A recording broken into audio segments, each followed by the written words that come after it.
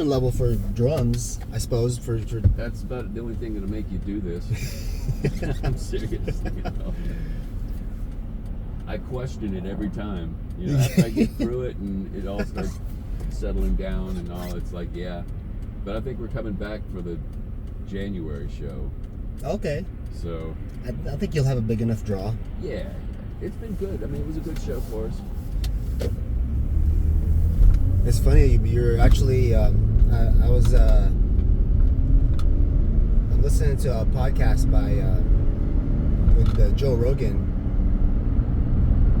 and he's interviewing, he's having a conversation with, what's this guy's name? I don't know, are you familiar with Jason Everman?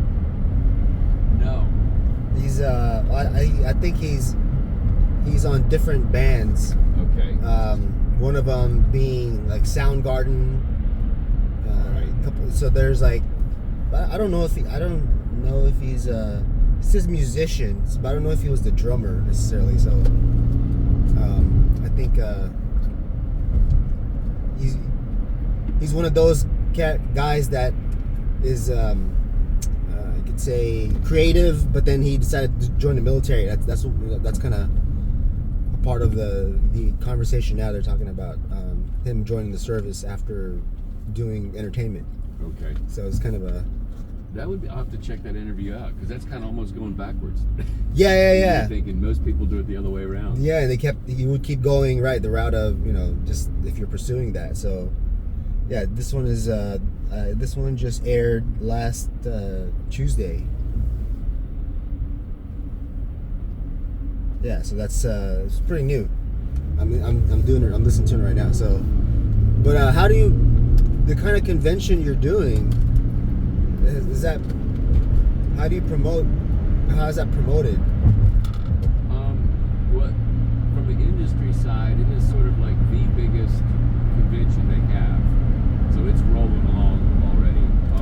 Okay. And so you'll have all your big name instrument makers, of every instrument are there. And of course you have artists that are endorsed by them. If you're big enough, the artists are there. And really it's a show geared towards trying to connect with retailers. So it's not really about selling off the floor, it's about making networking and connections and setting yourself up for the year to come.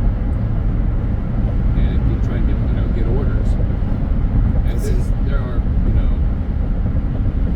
manufacturers there from all over the world bringing their stuff and trying to get it in front of the buyers for retailers.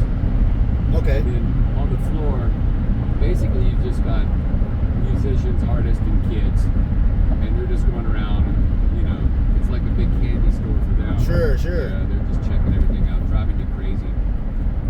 And, but the idea is if you have a booth and it has a lot of attention, then the retailers are paying attention to where all the people are hanging out. Got it.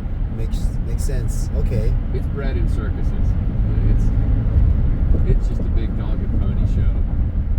But Well, I mean, you're creating the market, and you're also, I guess, observing the market at the same time. yes, it does give you a chance to see what people respond to. Yeah, that's interesting. I mean, that's the way to do it, of course. So, how long has this convention been going for? It's there's 3 days of open floor where the public comes in, and then you have a day ahead and a day after where you can meet up, and there's some networking opportunities and stuff like that. Quiet time, Right. More inside room voice type of conversation. Because you can't talk on that floor. Oh no, There's no way in hell. I mean, if you're in another section where it's different instruments and it's quiet, yes. But in the percussion department, I mean, there's no way to be quiet. You're playing drums. Describe it. I wear earplugs the whole time. Oh, yeah. That's just for your health, Yes, health and safety. My sanity. Yeah. Sanity, definitely that. So OSHA regulations require that if you're exposed to anything over 90 decibels for a duration of an 8-hour period, you must have hearing protection. So that was probably the situation for you, I would imagine. Yeah, I learned that lesson the hard way my first show. And within a couple hours, I went over, there was a vendor that was selling earplugs. And his cheapest pair was $30, but they were very good, you know. They allow you to hear things without, it drops the decibel level, but you can still hear. But anyway, it was the best $30 I've ever spent. Oh yeah? No, Yeah, wow. they were great. I couldn't do the show without it, actually. How does it work? Does it just absorb? Does it absorb vibration, or does it like stop a frequency? It's sort of like a regular foam earplug. Just sort of blocks everything out way down. Yeah. So this allows some of the higher frequencies to come through, but blocks out a lot of the lower ones. Because Good. the lower ones are the ones that will get through. Right. Oh, okay. So this kind of balances which frequencies make it through. It still keeps it relatively normal sounding. It just drops the volume. Huh. That's it. It's okay. Interesting. So yeah, if you're a pro and you're an expert in your, you know, I guess passion, then yeah, I think, you know, I think the question you're asking is, you know, is the market really there year after year? I think it is. I mean, it should. Oh, it's still going. I mean, you know, Yeah. COVID set everything back. Retailers were a little scared to buy anything the last couple of years. It's starting to come back around. Yeah, I think it's just you need to kind of. A lot of people are more in their heads like, when is it gonna come back? Like the consumer, the buyers. Yeah. For the most part, like I think, you know, especially with like an example of that is like shoes, especially when, you know, when scarcity meets, you know, just celebrity, you know, status. So it kind of makes that people want to like buy more of that stuff. But in this case, drums. I mean, there's always that story, you know, the glamour, you know, of like being a drummer, you know, whatever the story is, you know, like on tour, big crowds, you know, or maybe not big crowds, but Yeah, it's all of that. And every show I always learn a little bit more about it, how the industry works, and it just keeps spreading out. I mean, it's really involved. I'm relatively new at it. oh yeah, Yeah. I think this is my fourth show. You know, the first year we just showed up and set up our booth and just kind of waited for people. Now we have a different, you know, you set up the booth, you leave one man in the booth, and then two men go out, and you go get every other person that you see that there's a possible connection that you could work with, and you just never know who knows who. And that's really the secret to the whole show. The floor show part is 10% of it. right. Okay. Otherwise, you're just kind of relying on luck and circumstance. So you have to kind of dive in. I was watching some of the vendors that came over from China, and they were just sitting in their booth quietly and waiting. And I watched that during the first day. And at the end of the first day, I went out of the line and spoke to them. I said, "This is, you know, talking. This is your first time?" Yes. I said, "Here's the thing. You need to be out of the booth. Get somebody to just sit in the booth. You go out and talk to anybody you think might be of interest, interested in your product, Yeah. and get them over there. You know, you have to be proactive, or otherwise, you know, I know for them, it had to be incredibly expensive. Yeah, definitely interesting. Last year, it cost the company $18,000 when it was all said and done to do the show. Wow. And we're a tiny little company. And so some of these companies will drop $100,000 on the show easily. Yeah. And Massimo, all those big names. big numbers. But, on our end, like this year, what we did to cut budget was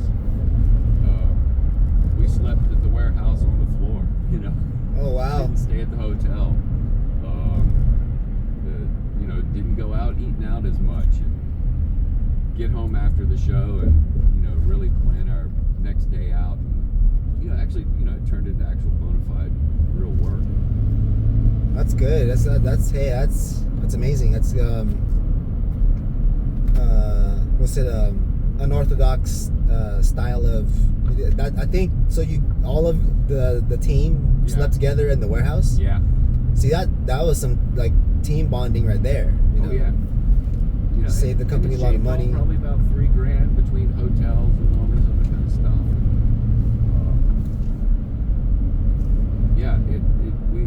We just took a whole different approach this year. First of all, the budget was low, and they didn't really want to do the show, and so it's a Japanese company that I'm working for, and they were a little reticent to do the show, but we connected up with a major Japanese drum manufacturer and combined our booth with them. So it gives you twice the floor space, and it just makes what you want is a booth that looks terribly busy. Yeah. So by having our booth mixed with theirs and our products blended together and more space for people to come in, and we had a very, very busy booth. We did really well, and that was a huge thing.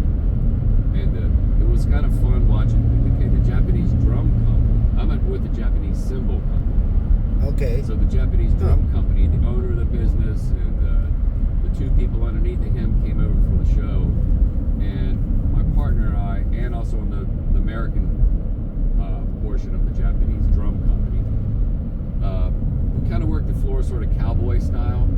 You know, you just kind of have an improvise, be on your feet, fast, people. And the Japanese corporate guys were they were sort of blown away because it was so unorthodox. They're used to a more controlled sort of show. And this show is like it's like a zoo.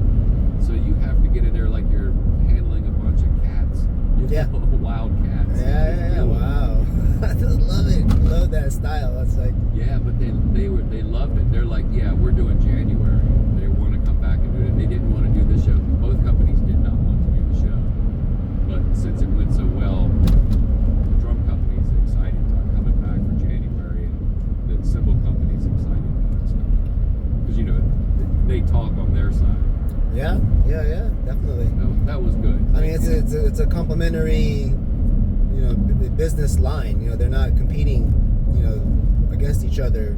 Exactly. In that sense, but when you mesh together, that's a lot of like brand collaboration or maybe even like just co-branding. That's probably. But that works really well just in business in general. Like if you have two businesses that are not directly competing, learn from each other. Like the logistics. I had this experience with as a sales manager for a logistics company, going out there bidding for jobs for trucking and warehousing. So yeah, it's kind of it's cool to hear those kinds of successes, in your line of work. That's because it shows that there are principles in business that actually are I guess universal in that sense. If you use it, because it bars language. It doesn't need to have, because if you speak the language properly in your own country, then you can use that principle of business. Where it's helping complementary businesses thrive. That's pretty cool. So that's you said how many years in total have you done? Have you been with this company? I started with them about 5 years ago. Okay. And it was just through it was a lucky connection. So I make drum cymbals, just as an independent drum cymbal maker for fun, as a hobby kind of thing. Oh wow. My wife is Japanese. Oh wow. So we were in Tokyo. She's in Osaka, it's her family home city. So we were in Tokyo visiting some friends, and we were out late at night, and in the bar district in Tokyo, the music stores are open till 3 a.m. And we were coming back, and I saw the store open, and I went in there and was just looking at stuff, and I saw the symbol with the big kanji letter on it, and I said, "Can you read the brochure?" And she was reading it to me, and then she flipped it over and said, "Oh, well, they're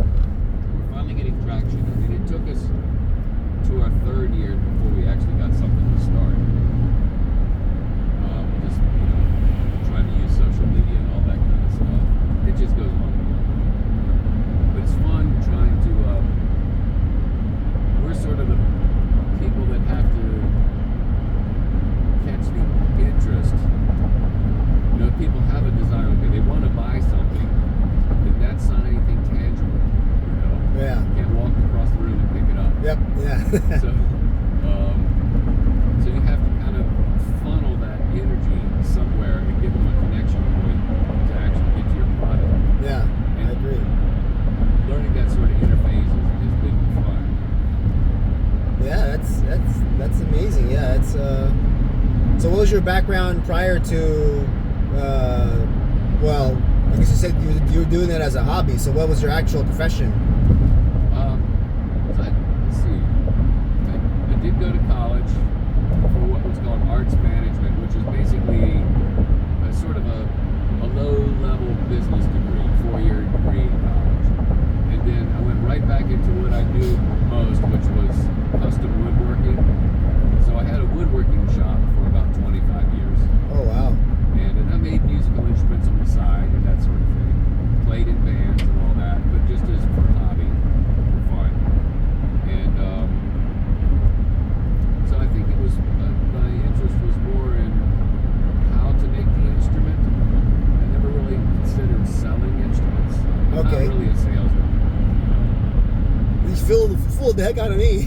Yeah, well, that's the funny thing about this business is it doesn't take much to look like more than you are.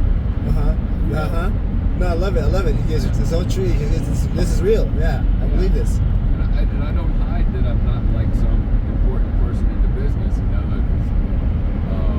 I tell them my good luck story. The flip side is that I've been the first 3 years I was doing this, it was almost for free. Not any pay at all. Waiting on commission, sort of. You sell a little here, a little there. I wasn't making any money. Got it. But the fun side is that I'm now in it. And if you had asked me when I started this if I thought I would be flying to LA or talking with a Japanese cymbal company in Japan and doing drum shows and all that kind of stuff, which I do like, I would have said, oh, that's impossible. And it was just all a matter of just kind of showing up. It's showing up in some good luck. Because I didn't have any stats. It's not like I can say, oh, I've got a great track record with sales or whatever. Yeah, they just believe. You know what? I think at the end of the day, when you have the ability to connect, that trumps all styles of selling, styles of, or ways of being technical. I think that once you know how that works, there's like that chemistry that you understand. Yeah. It doesn't take long for you for someone to build. I think, and also, right, I think you would agree, once you build trust at that level where you're like, yeah, you know what, I don't just like the guy, I can trust the guy. Exactly. And that's when you get that, it's like, okay, well, there you go. There's no, it becomes a no-brainer at that point. Mm-hmm. It does. And that's the way it worked with getting on board with the Japanese company. They're like, well, we don't really have a budget, we don't, what this is due. It's like, I'm not wanting to be paid. Let's just do this. Let me just see if I generate sales. You just give me a commission off of whatever I can work up, and I'll need a little bit of support to do some marketing on this side. And if it doesn't work, you're not out anything. That's that's an amazing deal for a company that. Well, you gave them a good amount in return, but I think what you got was the at bats. The chances to meet with companies, the chance to market, the chance to present product, and I think that honed your skill even more. Yeah, and it's coming around, and we're starting to get some results. So everybody's happy. So we just keep pressing and see what happens. Yeah, that's much I think positive vibes your way. So I want to hopefully that it does manifest itself. Thank you. Yeah. But I think you're talking about like luck is where preparation meets that potential. You have to be able to spot a possibility, and be willing to just stick your nose in there and see what's up. Yeah. That really and kind of trust your gut. That's another one. I kind of work off of intuition. Intuition, yes. If I were to work strictly off of logic or stats or something, which they're important tools, but it's not everything. Not when you're dealing with people. That's the magic. You said the magic word right there. We're dealing with people. Yeah. And I think it's like 99%. It is. people. It's all the people doing it, so got to deal with them. You just learn every time I do one of these shows, I pick up a little something else, and it doesn't grow in a linear way. It kind of grows like exponentially. Yeah. All of a sudden, it starts expanding on you, and then you hit, like, after the show, you hit a bump, and it gets overwhelming because it's like all of a sudden you have all this new information to kind of think about, and contacts and people and timing, and it's just all that sort of stuff. We just make it up as we go. If you screw up, apologize and fix it. And keep pressing. That's what I think. What you're displaying there is culture, and being accountable is a key factor in being successful in business. Right? Admitting you're wrong right away, fixing it right away, making it right. But have the mentality of doing right the first time. There's I believe there's like universal acumen in business that if we and add to that, I think your flair. You have that flair, about you. You can you can look like Tony Stark, but look like a Thanos. At the same time. Just be like you come off somebody that people don't expect in a sense, and then I think there's that like that roughness, toughness about you in the exterior, but once someone talks to you and then they find, you're just another dude doing his thing. Right. Well, I was gonna say a softy kid. Right. At heart, you know what I mean? Right. And just trying to get along, trying to help the world, progress. I think, in the sense that do what you can and do your part in a sense, right? That's It's interesting. I find all of that really interesting. Yeah. To me, that kind of keeps. I'm really not one to. I mean, I'm not a numbers person. As long as I know that the numbers are going up, they're not going down. Right. That's a big one too. Right? It's an indicator. Yeah. Yeah, and like we have one person on our team that I've learned a lot from, and he's the kind of guy you can't get out of bed on time. He makes you late all the time. He blah blah blah. He's a disaster to stay with. Like, it drive you crazy. You feel like you got a 2-year-old kid. Put him on the floor with people and dealing with people. He's a genius. And so, and I recognized that in him early on. And I was like, dude, you want to be involved in this? And he said, yeah, I got him on. And so I just kind of act a little bit like his handler. I make sure that you get up on time. Did you eat today? Did you, comb your? Did you take a bath? He's the kind of guy. He will actually leave the show, stay up until like 3 a.m. in the morning, sleep in his clothes, wake up 20 minutes before we need to leave, and well, as a team player, I guess. Yeah, still wearing yesterday's clothes. It's like. I just like. I don't know how he does it. But is he a kind of is he a cleaner type person? Cleaner, just like he needs to like outdo everybody. No. Nice guy. He's a super team player.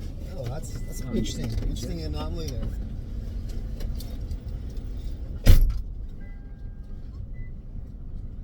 was referencing King Rover's Justice. Cleaner.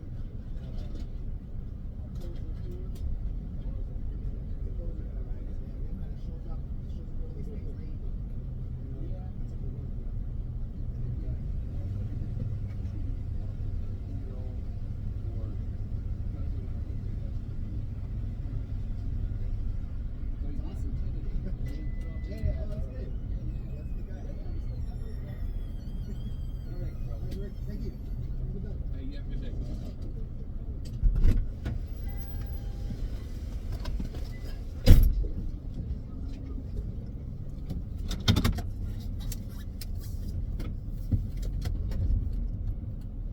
All right. Let's go, sir.